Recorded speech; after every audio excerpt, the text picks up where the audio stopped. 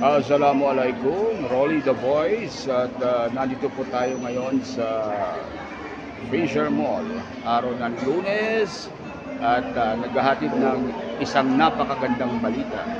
Ano yun?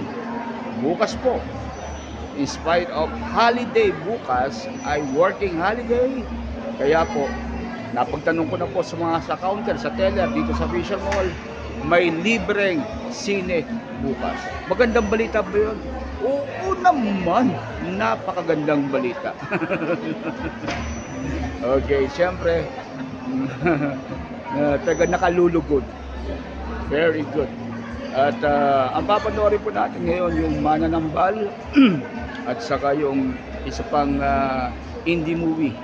So na hindi ko matandaan yung pangalan. Yung Captain America, bukas na yan. Meron pa eh. Ciao.